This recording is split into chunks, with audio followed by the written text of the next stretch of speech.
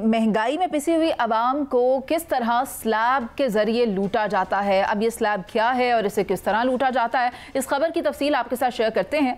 पाकिस्तान में बिजली का बहरान सिर्फ लोड शेडिंग या महंगे निर्खों तक महदूद नहीं है, बल्कि एक और गैर महसूस तरीका भी है जिससे अवाम की जेबें खाली की जा रही हैं, जिसे स्लैब लूटिंग कहा जाता है। स्लैब सिस्टम क्या है? हुकूमत बिजली के निर्ख मुख्तलिफ यूनिट्स के लिए मुख्तलिफ रखती है। मिसाल के तौर पर 1 से 100 यूनिट तक सस्ता, 101 से 200 यूनिट तक कदरे महंगा, 201 से 300 यूनिट्स तक मजीद महंगा। अब ये सिस्टम क्या है, मैं चाहती हूँ कि मज़हर वल्लाह साहब आप ही बता दें। ये लूटने के नए नए तरीके ईजाद किए जा रहे हैं। खैर ये नया तो नहीं है, ये पुराना ही है, मगर हम चाहते हैं आवाम को आप इस बारे में मजीद बता दें। मुनीसे, मैं बड़ा सादा सा बंदा हूँ। देखिए, पहले तो वो IPPs का हिसाब होना चाहिए।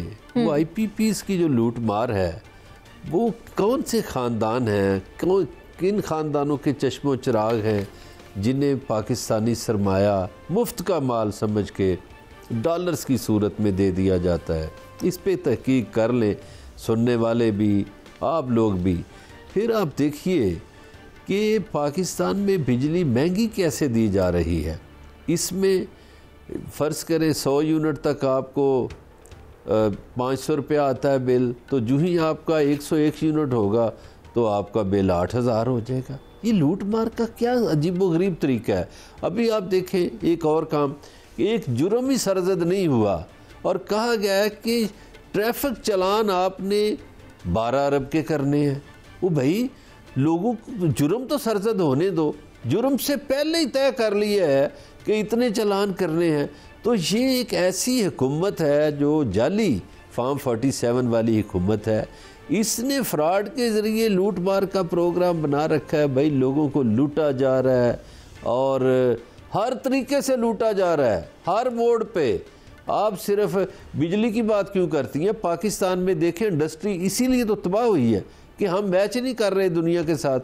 हमारे यहाँ एनर्जी इतनी महंगी है कि हम अगर कोई चीज़ फ़र्ज़ करें, ये एक कप बनाती है एक फैक्ट्री, तो दूसरे मुल्क सस्ता बना लेंगे चूँकि वहाँ महंगी बिजली नहीं है। हमारे यहाँ महंगी है, भी बंद की हुई है। जी हाँ, तो इसीलिए हमारी इंडस्ट्री बंद है। हम एक्सपोर्ट नहीं कर सकते। जब तक एक्सपोर्ट नहीं करेंगे तो हम अपनी मईशत को कैसे कामयाब कह सकेंगे? पता नहीं भट्ट साहब को किधर से खुशहालियां नजर आती हैं। आपने अगर भट्ट साहब से सवाल पूछ लिया तो हम भी पूछ लेते हैं। भट्ट साहब बताएं, किधर है खुशहाली, कहाँ से नजर आ रही है आपको? नहीं बर्रास भाई, मुझे खुशहाली नज़र नहीं आ रही। हुकूमत को जिस तरह काम करना चाहिए, 100% तक महंगाई को कंट्रोल कर लेना चाहिए, लॉ एंड ऑर्डर को कर लेना चाहिए, अभी तक वो काम नहीं हुए। लेकिन मुझे जो नज़र आता है कि ये हुकूमत काम कर रही है। KPK की तरह सवाद में बंदे मर रहे हैं, उनको जाकर नहीं कोई बचा रहा। ये हेलीकॉप्टर मरियम नवाज लेके आ रही है, इसलिए मुझे होप है कि ये हुकूमत काम करेगी। अब मैं सोशल मीडिया पे देख रहा, जो मुनीसे का सवाल है, नो स्लैब लूटिंग। अच्छा जी, इसके साथ बिजली का बड़ा जुल्म ज्यादती हो रही है। मैं आपको यह खबर भी दे रहा हूं कि 30 जून से सेहत कार्ड भी मुकम्मल तौर पर पंजाब में बंद होने जा रहा है। हूँ तुम उठते हुए प्रोग्राम कर दियोगे जी, सेहत कार्ड बंद हो गया जी, PIC च मरीज हो लगे जी। यार समझने की कोशिश करो, इस मुल्क में जो अब तक गंद पड़ा हुआ था, अब उसको साफ करने का वक्त आ गया है। एक सिस्टम बनने हैं। जो बिजली चोर हैं उनको पाबंद सरासर किया जा रहा है। जो मुफ्त के प्राइवेट हॉस्पिटल है, जो सेहत कार्ड के नाम पर लाखों करोड़ों रुपए लोगों का लूट कर खा रहे हैं, उनको पकड़ा जा रहा है। अब एक सिस्टम आ रहा है। अल्लाह करे ये हुकूमत 5 साल चल जाए। आप भी दुआ करें, सायरा की दुआ से वैसे चल जानी है हुकूमत, ये वो करेगी। तो अगर ये सायरा दुआ कर दे, 5 साल हुकूमत चल जाए और ये निज़ाम ठीक ना हो तो इसको उतार के नीचे फेंक जाए। मैं मुतफिक हूँ आपकी राय से। फिर मुनीज़ा जी, सायरा जी, कहाँ आपको लगता है ये हो सकता है? BISP में 700 अरब कर दिया गया है BISP का। ये सायरा जी से पूछ ले BISP का। बरला साहब, जरा सायरा जी को अपनी बात कर लेने दें। सायरा जी, आप मुझे बताएं, सेहत कार्ड बंद कर रहे हैं तो क्या ये स्लैब सिस्टम भी बंद करेंगे? अब भट्ट साहब खुदा जाने, वो कहते ना कि अब हुब्बे अली बुग़्ज़े माविया, इस तरह की कोई मिसाल है कि पता नहीं है मोहब्बत में कर रहे हैं, किसी के बुग़्ज़ में कर रहे हैं, किस तरह की बातें कर रहे हैं। अभी मतलब हर चीज में आके आपने भी बिजली का मतलब असल मुद्दे पे नहीं आना। सेहत कार्ड बंद होने जा रहा है। हमने जो ब्यूरो के एक बाबू हैं, उनको मोनेटाइजेशन के नाम पे पेट्रोल का पैसा भी दे रहे हैं, जिनके लिए गाड़ियां लाकर उनको दी जाती हैं, इनके दौरे चल रहे हैं, वजीर मुशीर, मतलब कैसी बातें कर रहे हैं। असल मुद्दे पर तो आए। आप कह रहे हैं ना कि इस पर प्रोग्राम कर लेना है। मैं आपकी बात करती हूँ मुनीर से, प्लीज जरा हज स्कैंडल हुआ है उसके ऊपर एक प्रोग्राम कर ले। जो 65,000 हुज्जाज कराम का पैसा है वो किसकी जेब में गया है? बाकी आप आईपीएस की बात कर रही हैं, आईपीपीएस की। मैं 2018 हुकूमत में थी, मुझे इस हुकूमत से हमेशा एक गिला है जो मरते दम तक रहेगा, कि उन्होंने एक नारा लगाया था रिफॉर्म्स लाने का, लेकिन खुदा जाने किसने उन लोगों को ट्रक की बत्ती के पीछे लगा दिया, किसी का ध्यान जाने नहीं दिया, कमरों में बंद कमरों में बुला के फाइलें दिखा दी कि चलो बेटा अब 3.5 साल इनको चोर और डाकू को हम इनसे डील कर रहे हैं।